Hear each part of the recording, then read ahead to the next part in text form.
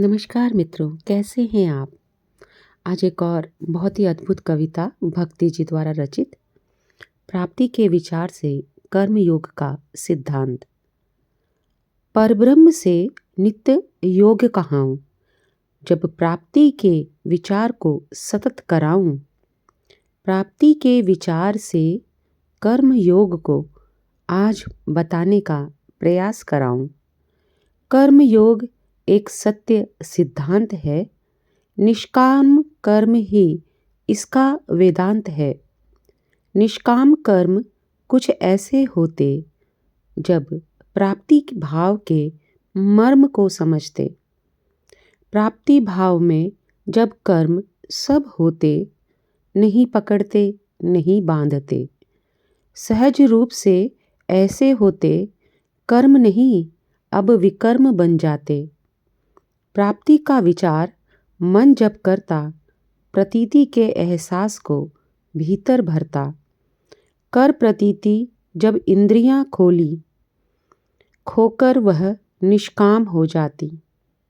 निष्काम भाव से जब क्रिया है होती, हर क्रिया पूजा बन जाती।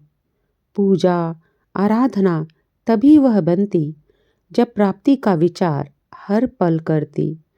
प्राप्ति का विचार सहज कर्म का आधार।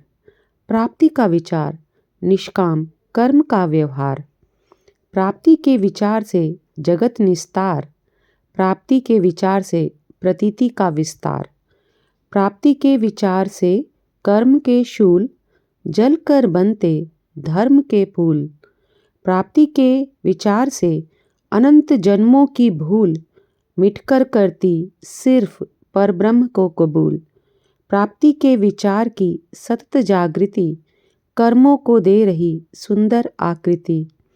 प्राप्ति के विचार की मधुर भावना से कर्मों से छूट रही नित्य आसक्ति।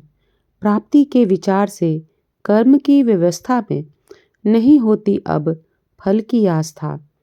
कर्म सहज सरल से होते, फल की इच्छा अब वे नहीं करते।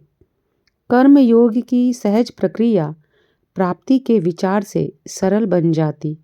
इसी विचार से कर्म योग से प्रतीति की प्रीति सहज मिल जाती। प्रतीति की प्रीति सहज मिल जाती। धन्यवाद भक्ति जी। प्रणाम प्रभु जी।